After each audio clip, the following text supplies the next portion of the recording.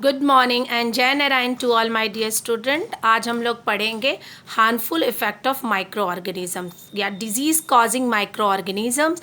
And we know that disease causing microorganisms are called pathogen. तो आज हम लोग डिफरेंट जो पैथोजेंस है, मतलब जो डिजीज कॉजिंग माइक्रो ऑर्गेनिजम्स है, वो क्या क्या डिजीज करते हैं स्प्रेड, उसको हम लोग पढ़ेंगे।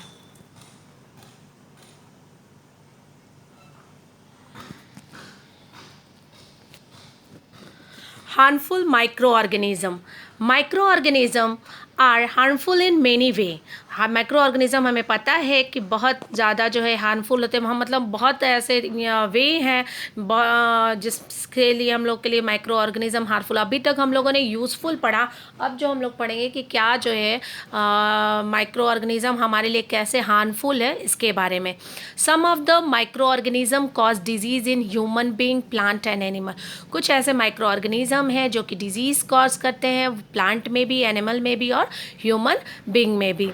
सच disease causing microorganisms are called pathogen. वैसे मतलब सभी माइक्रो ऑर्गेनिजम्स को नहीं, वैसे माइक्रो ऑर्गेनिज्म जो कि डिजीज कॉज करते हैं, वैसे माइक्रो ऑर्गेनिजम्स को हम पैथोजन कहते हैं।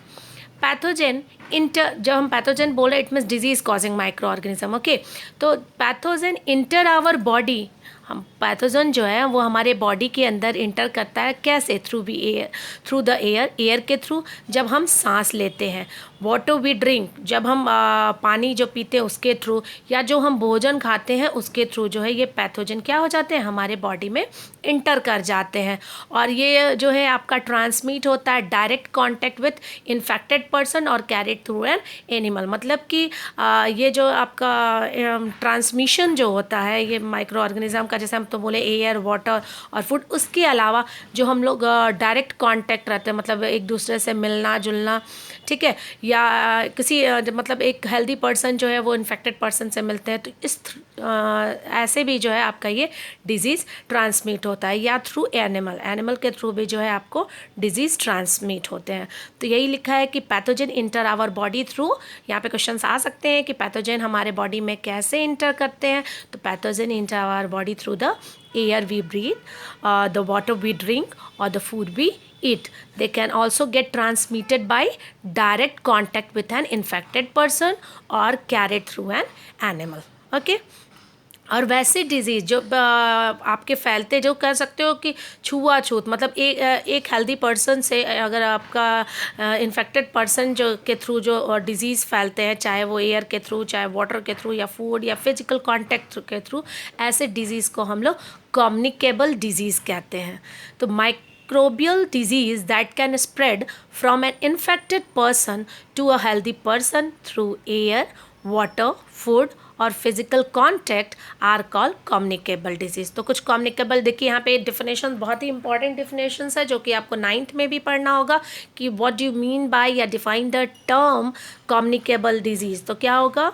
The disease which spread from an infected person to healthy person through air, water, food और physical contact are called communicable disease. जैसे कौन कौन से, जैसे कोलेरा है, कॉमन कोल्ड है, चिकन पॉक्स है, ट्यूबरक्लोसिस है, ये सारे कैसे डिजीज़ है, ये आपके कम्युनिकेबल डिजीज़ है। तो यहाँ पे पूछा जा सकता है कि कुछ डिजीज़ के नाम दे दिए जाए, बताएं किसमें से आप आइडेंटिफाई कीजिए कि कम्युनिकेबल डिजीज़ कौन सा है, तो आप बता सकते हैं। या क्वेश्चन रहता है कि define the term communicable disease with example, तो आप एग्जाम्पल में आप ये सब नाम को याद रखेंगे। When a person suffering from common cold sneeze, जब मान लीजिए कोई इंसान है जो कि बीमार है, आपको कॉमन कोल्ड मतलब सर्दी से, तो वो क्या करता है, जब वो छींकता है तो जो छोटे ड्रॉपलेट्स जो होते हैं, मॉइस्चर के जो छोटे ड्रॉपलेट होते हैं, उस छोटे ड्रॉपलेट में लगभग 1000 ऑफ वायरस जो है उसमें कैरी रहता है, और जो कि एयर में क्या हो जाता है, स्प्रेड हो जाता है, फैल जाता है। और यह वायरस जो है में enter the body of healthy person while breathing. और क्या होता है, कॉमन कोल्ड हुआ, आपने छींकने के बाद जो है हमने बताया कि छोटे से ड्रॉपलेट में लगभग 1000 ऑफ वायरस रहते हैं। तो फिर जब हेल्दी पर्सन जब वो एयर इनहेल करेगा तो वो वायरस भी जो है वो क्या हो जाता है, उस बॉडी में इंटर कर जाता है, जिसके थ्रू डिजीज़ स्प्रेड हो सकता है। तो when a person suffering from common cold disease, fine droplet of moisture carry 1000 of virus are spread in the air. The virus may enter the body of healthy person while breathing, जब सांस लेते हैं तो उस दौरान जो है वो आपका इंटर कर जाता है हेल्दी के अंदर। harmful microorganism, there are some insects and animal which act as a carrier of disease causing microorganism। कुछ ऐसे इंसेक्ट हैं और एनिमल हैं जो कि किस तरह से एक्ट करते हैं, कैरियर की तरह। कैरियर मतलब कि वो डिजीज़ को स्प्रेड करते हैं, ठीक है, मतलब उस माइक्रोब्स को वो क्या करते हैं, फैलाने का काम करते हैं, उसको हम कैरियर नाम देते हैं। जैसे इसमें से आपका एक हाउस फ्लाई है, जो मक्खियाँ हैं वो आपका एक कैरियर में का काम करती हैं। The flies sit on the garbage, जो मक्खियाँ होती है क्या होती है, गार्बेज पर जो है बैठती हैं या एनिमल स्क्रीटा पर बैठती हैं। और क्या होता है कि उसमें उस स्क्रीटा में या गार्बेज में क्या रहते हैं, पैथोजन रहते हैं, वो पैथोजन स्टिक हो जाते हैं उनके बॉडी में। अब when this fly sit on uncovered food they may transfer the pathogen. अब वही फ्लाई जो है, अगर हम लोग अगर कोई फूड को कवर नहीं किया और वो वहाँ पर बैठ जाती है तो वो क्या कर दे रही है, उसको पैथोजन को आपको ट्रांसफ़र कर दे, मतलब गार्बेज से एनिमल स्क्रीटा से क्या करिए, ट्रांसफ़र कर दे रहे। Whoever eat the contaminated food is likely to get sick, और जो उस भोजन कंटामिनेटेड फूड को खाएगा तो वो क्या हो जाएगा, आपका बीमार हो जाएगा, ठीक है। Microorganism is another carrier, microorganism mosquito जो है इज़ अनदर कैरियर। मॉस्किटो कैसे अनदर कैरियर है, जैसे कि आपका ये ध्यान रखेंगे, बहुत ही इंपॉर्टेंट है आपके लिए। फीमेल एनोफ्लीज, फीमेल एनोफ्लीज जो मॉस्किटो है वो आपका कैरियर है किसका, पैरासाइट ऑफ मलेरिया। बहुत ही इंपॉर्टेंट है, पूछा जा सकता है कि मलेरिया को फैलाने में कौन ऐसा वेक्टर है जो कि मलेरिया फैलाता है, तो वो है आपका फीमेल ये क्या है, आपका कैरियर है, ध्यान रखेंगे। फीमेल एनोफ्लीज जो है वो क्या है, आपका कैरियर है मलेरिया को फैलाने के लिए। फिर है आपका female Aedes, female Aedes mosquito जो है ये किसका कैरियर है, तो जो डेंगू वायरस जो होता है उसका कैरियर, मतलब कि डेंगू वायरस को फैलाने का काम कौन करता है, ये आपका female Aedes mosquito. Clear. All mosquito breed in water, hence one should not let water collect anywhere in cooler, tyre, flower pot etcetera. By keeping the surrounding clean and dry, we can prevent mosquito from breeding। तो हमें क्या ध्यान देना चाहिए कि आपको मालूम है कि जितने भी मॉस्किटो होते हैं वो ब्रीडिंग कहाँ करते हैं, वाटर में। इसलिए हमें क्या चाहिए कि कभी भी पानी को कलेक्ट होने इधर उधर नहीं देना चाहिए, जैसे कि कूलर में, टायर में, फ्लावर पॉट में, मतलब कि कहीं पर भी जो है वाटर को कलेक्ट होने नहीं देना चाहिए। और अपने सराउंडिंग को क्या करना चाहिए, क्लीन रहना दें, सूखे रहने दें, ताकि हम उसको ब्रीडिंग से उस मॉस्किटो से बच सकते हैं, मतलब प्रिवेंट होगा ब्रीडिंग, ताकि मॉस्किटो क्या हो, ब्रीडिंग मतलब अपने पॉपुलेशंस को क्या करेगा, नहीं बढ़ा पाएगा। Disease causing micro organisms in plant, यहाँ पे इस स्लाइड्स में आपको दो इम्पॉर्टेंट है, हाउस फ्लाई है मेन कैरियर जो कि आपको डिजीज़ जो है स्प्रेड कर सकता है, दूसरा दो मॉस्किटो, मॉस्किटो में आपका दो मॉस्किटो की बात हुआ, एक एनोफ्लीज मॉस्किटो और दूसरा है एडिस मॉस्किटो। तो एनोफ्लीज मॉस्किटो क्या किस चीज़ का कैरियर है, तो मलेरिया के पैरासाइट का, और female Aedes mosquito act as a carrier of dengue virus. तो ये दोनों क्वेश्चंस आपके बन सकते हैं। नेक्स्ट है disease causing micro organism in plant, several micro organism cause disease in plant like wheat, rice, potato, sugar cane, orange, apple and other. The diseases reduces the yield of crop. They can be controlled by the use of certain chemical which kill the microbes. बहुत सारे ऐसे micro organisms है जो कि plant में भी disease cause करते हैं, जैसे प्लांट में आपका वीट है, राइस है, पोटैटो है, शुगर केन है, ऑरेंज है, इस तरह से ये डिजीज़ कॉजिंग माइक्रो ऑर्गेनिज्म से क्या हो जाएगा, जो क्रॉप की यील्डिंग है वो क्या हो जाएगी, कम हो जाएगी। तो इसको हम लोग कंट्रोल कर सकते हैं कुछ केमिकल के द्वारा, जिस केमिकल के थ्रू जो है वो माइक्रोब्स जो होंगे वो क्या हो जाएंगे, किल हो जाएंगे। तो देखिए यहाँ पे कि कौन कौन से माइक्रो ऑर्गेनिजम्स जो है प्लांट्स, क्या क्या प्लांट डिजीज़ होता है। तो ये देखिए आपके सामने है प्लांट डिजीज़। सबसे पहला प्लांट डिजीज़ है वो है आपका साइट्रस कैंकर। साइट्रस कैंकर जो है आपका बैक्टीरिया के थ्रू फैलता है और मोड ऑफ ट्रांसमिशन क्या है आपका, एयर। ये देखिए आपको लेमन दिख रहा है, लेमन पे जो अगर इस तरह से आपको दिखते हैं तो ये आपका साइट्रस कैंकर है। तो ध्यान देंगे नींबू खरीदते समय या खाने के पहले कि कहीं ये नींबू जो है इस तरह से तो नहीं लग रहा है, तो अगर इस तरह से है तो इट मीन्स उसको प्लांट डिजीज़ मतलब उसमें प्लांट डिजीज़ है और कौन सा डिजीज़ है वो आपका citrus canker. Rust of wheat, ठीक है, रस्ट ऑफ व्हीट किसके थ्रू होता है, कौन सा माइक्रो ऑर्गेनिज्म, तो आपका फंजाई।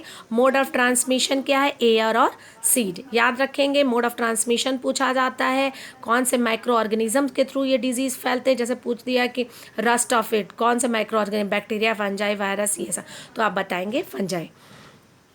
एलोवेन मोसैक ऑफ विंडी, जिसको हम ओकरा भी कहते हैं, विंडी को हम लोग ओकरा भी कहते हैं, और ये जो एलोवेन मोसैक ऑफ विंडी जो है ये कौन से माइक्रो ऑर्गेनिज्म के थ्रू होता है, वायरस के थ्रू।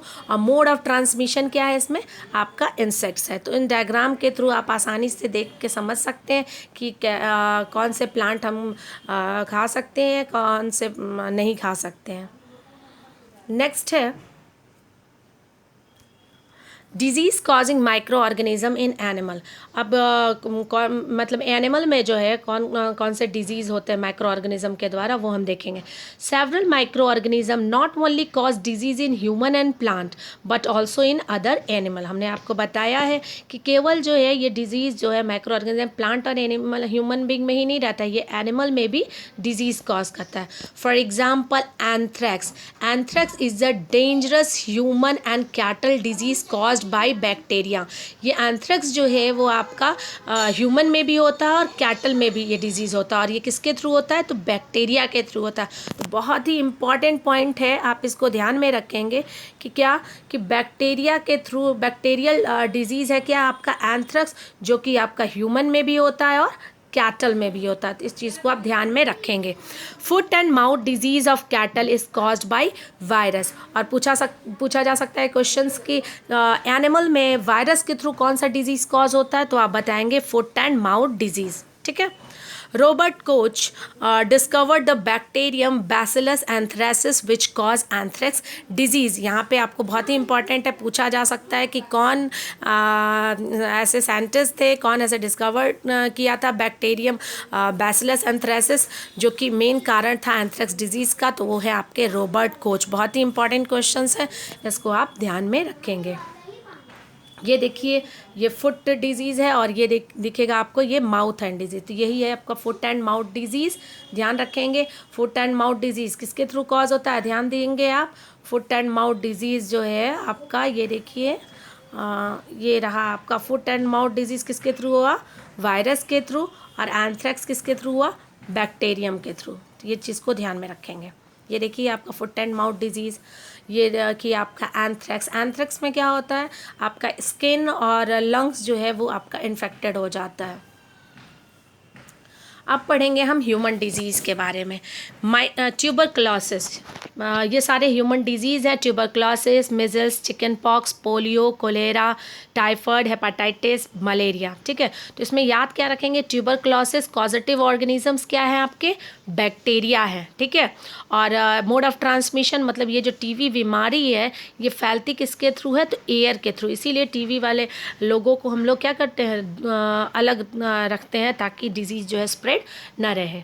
ये सारे जो है, जैसे मिजल्स है, मिजल्स क्या है, वायरल डिजीज़ है और ये भी एयर के थ्रू होता है। चिकन पॉक्स भी वायरल है और आपको एयर और कांटेक्ट के थ्रू होता है। पोलियो जो है वो भी वायरस है और ये एयर और वाटर के थ्रू होता है। ये सारी चीज़ों को आप ध्यान में रखेंगे। जैसे यहाँ पे कुछ क्वेश्चंस पूछे जाते हैं, कुछ वायरल ह्यूमन डिजीज़ का नाम बताइए, कुछ बैक्टीरियल डिजीज़ का नाम बताइए, मोड ऑफ ट्रांसमिशन क्या है, तो आप बताएंगे। अब इन सारी चीज़ों का, जैसे TB, measles, chicken pox, polio, इनसे हम कैसे बच सकते हैं, तो keep the patient in complete isolation. इन ऐसे पेशेंट को हम लोग क्या करते हैं, एकदम अलग रखते हैं। Keep the personal belonging to the patient away from those of the other, मतलब और पेशेंट से जो है कहते हैं कि एक दूसरे मतलब दूरी जो है वो आपको बनाए रखना है। Vaccination to be given at suitable age. Vaccination, हमने आपको वैक्सीन और वैक्सीनेशन का डिफरेंस बताया है। वैक्सीनेशन वो प्रोसेस है जिसमें हम क्या करते हैं, वैक्सीन को इंट्रोड्यूस करते हैं, और वैक्सीन क्या है किल और वीकन माइक्रो ऑर्गेनिज्म। ठीक है, तो एक सुटेबल एज पर आप देखेंगे जब बच्चे जन्म लेते हैं तो डॉक्टर्स जो है उनको एक फ़ाइल पकड़ाते हैं, तो उस फाइल में जो है हर एक एज के अनुसार जो है वैक्सीन रहते हैं, और उस वैक्सीनेशंस के लिए जो है वो कहते हैं कि हाँ इस एज में ये वैक्सीनेशन होना चाहिए। ठीक है, तो इस तरह से हम वैक्सीनेशन के थ्रू भी इस सारे डिजीज़ से हम बच सकते हैं।